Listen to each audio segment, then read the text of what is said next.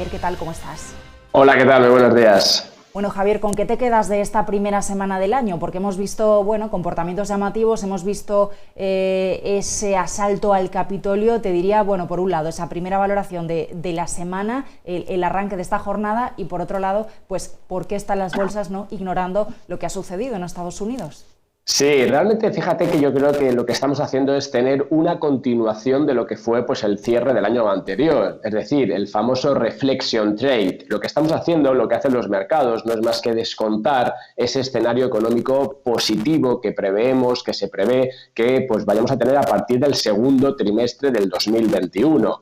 En ese contexto, pues fíjate que realmente esas noticias que realmente en otra situación de mercado pues posiblemente hubieran afectado además de forma negativa, por lo menos incrementando volatilidad, pues ahora pues eso pues realmente ha pasado desapercibido. ¿Por qué? Primero, yo creo que realmente el mercado no se creía que eso fuera a ir a más, sino que al final era como un acto muy particular, muy concreto. Los índices, ya lo viste, en máximos históricos, ahí permanecieron y ahí siguen. Y de otro lado, porque lo que yo te decía es esto, ¿no? Es que realmente lo que estamos es más atentos a ver pues cómo salimos de esta situación, ¿no? Y que justo el mercado está adelantando esos datos positivos, ese crecimiento. También es verdad que fíjate que esa debilidad del dólar es lo que está también dando unas lecturas incorrectas. Con un dólar que no se hubiese depreciado tanto, pues a nivel pues más macro, si quieres, no tendríamos de momento esa continuidad o si quieres esa perspectiva tan favorable, ¿no? En cualquier caso, como te decía, yo creo que a los mercados todavía les puede quedar cierto recorrido, es un poco el planteamiento que tenemos ahora mismo, y que todo este ruido que está pues alrededor pues no afecta, ¿no? Y yo creo que esto va a seguir siendo así mientras que sigamos teniendo pues lo que te decía, la continuidad del año anterior en cuanto a estímulos fiscales, en cuanto a políticas monetarias expansivas, que es lo que está pues llevando por lo menos el dinero al mercado, porque tampoco tienes otras alternativas, ¿no? Y fíjate, bolsas en máximos, tenemos tipos de interés en mínimos, tenemos los bonos corporativos también, pues al final pues en esos tipos que nos habían visto, es decir, que Bitcoin arriba, es decir, que al final tenemos como el risk on sigue en los mercados. Y además, y esa es la nota característica, fíjate que el sentimiento que al final podemos medir como pues tanto del nivel de la volatilidad, el momentum de mercado, todo esto lo que es el ratio put-call, todo eso lo unificas y te dice que aún no estamos en estado de euforia, pese a los máximos. Eso me hace pensar que de momento, tanto a las bolsas norteamericanas como incluso a nuestro IBEX, le puede quedar un poquito más de recorrido. ¿Hasta cuándo? Hasta que ese sentimiento se vuelva optimista, que acuda a esa euforia. Pero de momento no veo divergencias y no veo que esto pues pueda tender desde luego hacia la baja, aunque también es verdad que hacia arriba lo deberíamos acotar cada vez más. ¿Y cuál sería ese revulsivo o ese trigger, ¿no? Ese disparador para que efectivamente se produzca ese alza, ¿no? que estás diciendo? Porque por un lado podemos pensar, es que el mercado sigue a lo suyo, aquí está pasando de todo y las bolsas siguen a lo suyo, pero por otro lado, como bien dices, pues estamos viendo máximos y máximos, sobre todo en Estados Unidos. No sé si ese disparador para que siga esa subida o para que vuelva ese optimismo sería, por ejemplo, que acabe, que se relaje, ¿no? la situación de contagios, que efectivamente haya ya una inmunización de vacunas importante, o en qué elementos tendríamos que fijarnos. Fíjate un dato interesante con esto que comentas, ¿no? De pues este drama en el que estamos, la crisis sanitaria. Fíjate que las bolsas empiezan su remontada cuando peor está la crisis sanitaria. Te vas a marzo y cuando el mercado hace suelo y empieza a rebotar es cuando empezamos a tener ese incremento de la ola.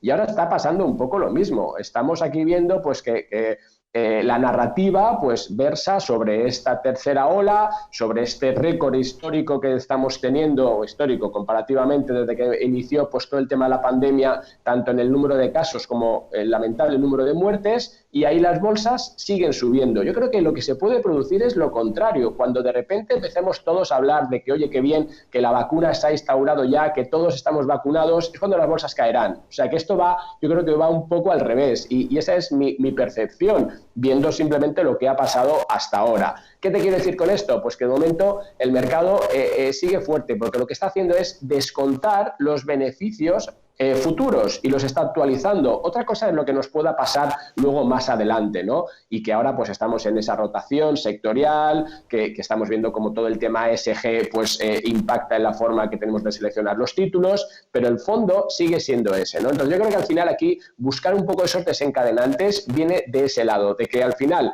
pasemos ya de esta fase de prevacunación a estar ya inmersos en ella, ¿no? Y ese puede ser justo lo que haga que las bolsas a lo mejor ya se paren y digan, bueno, vale, ya estamos en este punto, ¿y ahora qué? Y ahí surgirán las dudas, ¿no? Con lo cual, al final, y volviendo un poco a lo que comentábamos hace unas semanas, ¿no? Yo te decía que al final la bolsa lo que está haciendo ahora es descontar esas expectativas. Si esas expectativas no se cumplen, es decir, que las empresas no empiezan a ganar dinero y empezamos ya no solamente en ciertos sectores como hasta ahora, ¿no? El sector tecnológico, que es el que más ha funcionado, el consumo discrecional, sino que un poco esas acciones que estuvieron en el epicentro de todo el drama sanitario, si esas no empiezan a crecer y no empezamos a ver cómo se cumplen las expectativas, es cuando el mercado nos sorprenderá. Con lo cual yo me pondría en el otro lado, ¿no? Es decir, oye, esto es alcista, no podemos buscar techos de mercado porque, ya lo ves, es imposible, ¿no? Intenta buscar un techo en Tesla. Es que yo no sé dónde está ahora mismo el Tesla, o sea, dónde está el techo, por mucho que haya fabricado solo 500.000 vehículos o que el porcentaje de esos eléctricos, de esos coches eléctricos es un 3%, aunque se espera que llegue a un 10% en 2025. Pero es imposible buscar techos de mercado y es una mala estrategia porque te hace salirte del mercado y al final te pierdes estas fuertes alzas, ¿no? Sino que lo que tenemos que hacer es ver, como te decía, ese lado, es decir, cuando esas expectativas no se cumplen. Entonces, hay que estar en bolsa, hay que estar en mercados, sobre todo directores como es el norteamericano.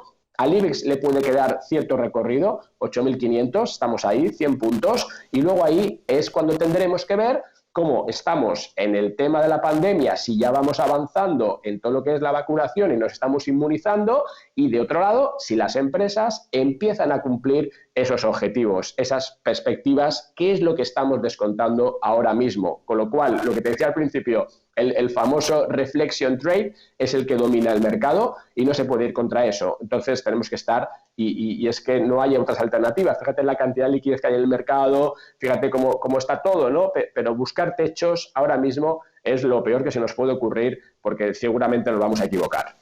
Bueno, pues vamos a ver.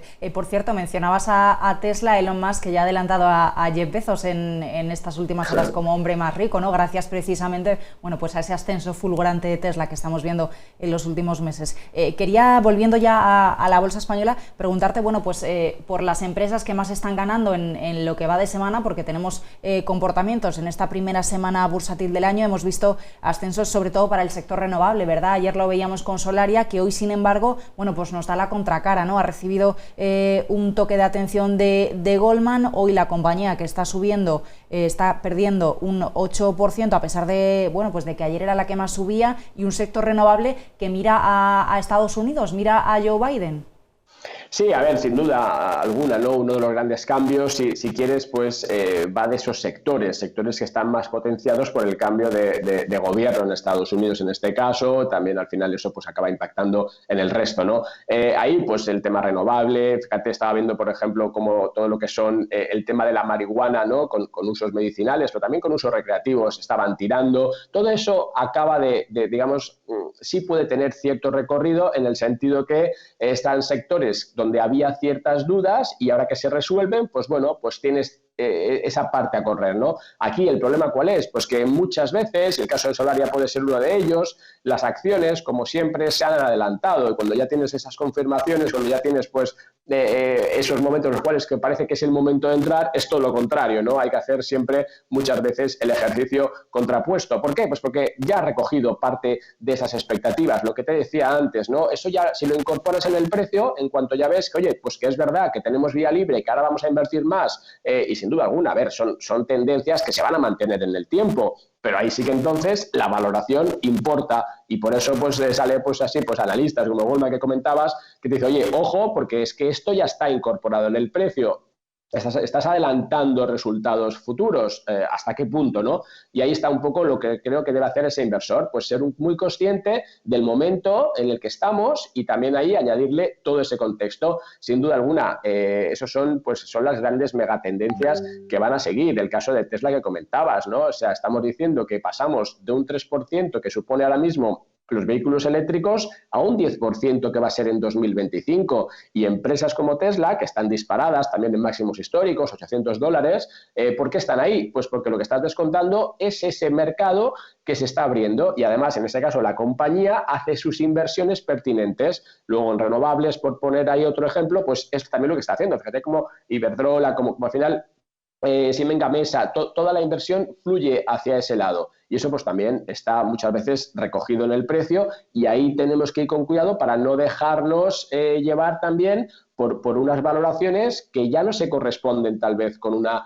realidad, ¿no? Pues como la que podemos tener ahora mismo. Entonces esa es un poco la única precaución, el único pero que yo le pondría y por eso luego esos movimientos sorprenden tanto, ¿no? Tanto al alza como a la baja. Javier, quería preguntarte también, que yo sé que tú lo sigues muy de cerca, por ese rally del Bitcoin que hemos visto, bueno, cómo se ha ido incrementando, lo veíamos en las últimas semanas, lo hemos comentado tú y yo varias veces, ayer lo teníamos por encima de esos $39.000, ha habido luego una pequeña corrección, pero bueno, sigue dando que hablar, ¿verdad? Sigue siendo protagonista dentro de este inicio de año. Sin duda, fíjate que si tú hay una página web donde tú puedes ver por market cap, por capitalización de mercado, cuáles son las acciones que más valen, cuáles son los activos, ¿no? Pues tienes Amazon, Google, Tesla y justo ayer Bitcoin superó a Tesla en lo que es capitalización y se colocó como el 7º activo que más capitaliza en este entorno, ¿no? O en este momento.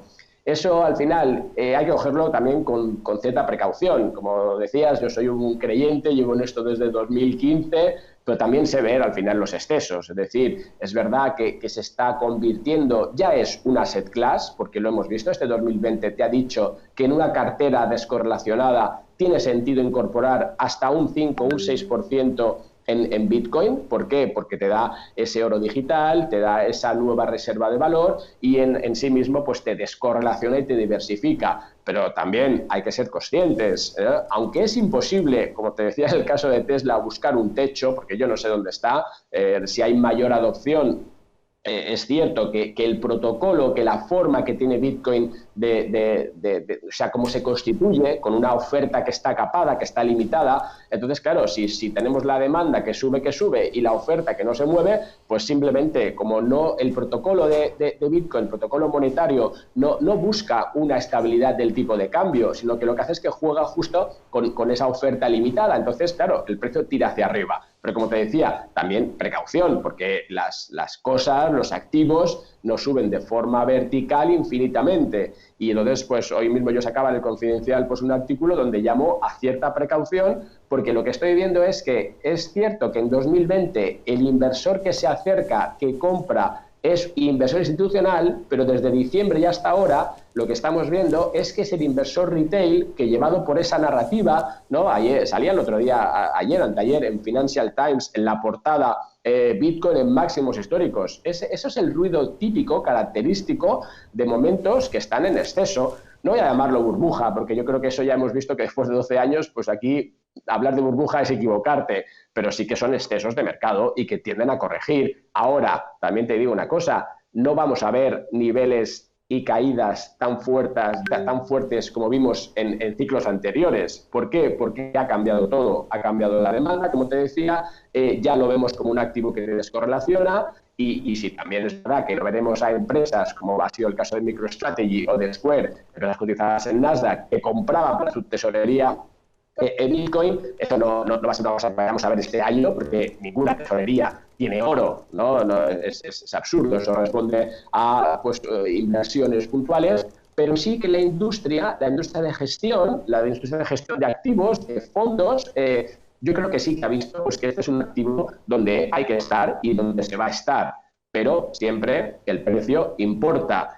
Importa también en función de cuál sea tu objetivo de largo plazo. Es decir, si yo estoy aquí porque soy un convencido y creo que efectivamente ese va a ser el nuevo oro digital, pues bueno, pues el precio me importará menos. Pero si yo estoy buscando un punto de entrada y estoy haciendo a lo mejor una operativa distinta, pues bueno, tengo que ser consciente de que estos niveles pues ha pasado de los 10.000 que teníamos en verano hasta los 40.000 dólares que marcó ayer. Pues las correcciones, aunque serán, como te decía, menos profundas, serán igual de fuertes, igual de verticales hacia abajo, porque además no olvidemos que dentro de lo que cabe la liquidez de Bitcoin no es tan alta y que con una inversión de 50, 100 millones puedes tener un susto en mercado, ¿no? Y eso pues también hay que tenerlo en cuenta, pese a, como te digo, sigue siendo muy positivo, pero el precio importa y el momento de entrada hay que tenerlo muy claro en función de cuál es el objetivo de inversión. Muy bien, Javier, muchísimas gracias. Tomamos muy buena nota. Buen fin de semana. Hasta la próxima semana. Igualmente, hasta luego.